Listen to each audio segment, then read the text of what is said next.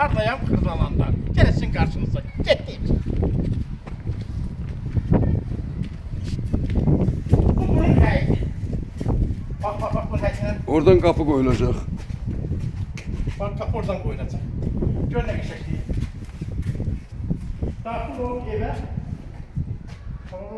Bu da bu ev. Ve.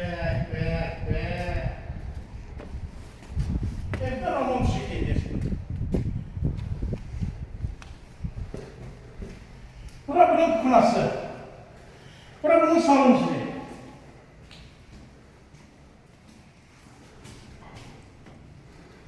Bura bir okulda bir bayıcının bura.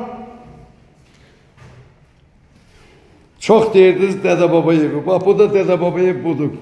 Kurukovay Koşadaş. Polu görürsünüz köyüne. Poldu üstüne laminat vurulacak. Aksakala, her de yaxşı evdir. Belə evdən yox. Pencereler bütün ışıklı. Görsən, baş üstə. Işık yandırmadan çekiliş edirik. Dəmir barmaqlar da var. Qəşəng, hamısı düzəlir. Aboyda özü də birindən ses alsın, seçə bilərsiniz. Hasır əncə, bir də bu içəri girimizdə də baxaq. Bax, bu da bunun ikinci otağı. İkinci otağı. Mən desəm qiyməti, baha qiymət mən demə, 50 min, 55 min, mən sizə 45 min deyirəm. Çünki 45 minə bu evin qiymətini deyirəm sizə mən. Gözəl evdir, 2 otaqlı, hündür, qoşadaş, dəmir barmaqları var. Belə oturasıyla yoxdur.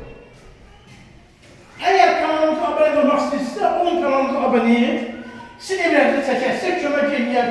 Pulunuz yoxdursa, hansı bir miqdarda da sizin evinizdə kilitləsə, kilitlədən evləriniz var. Sizin qarşısında necə durmuşamsa, elə sizin yanında, necə deyilər, böyünüzdə dururam, ev almağa kömək eləməyə həmişə hazıram.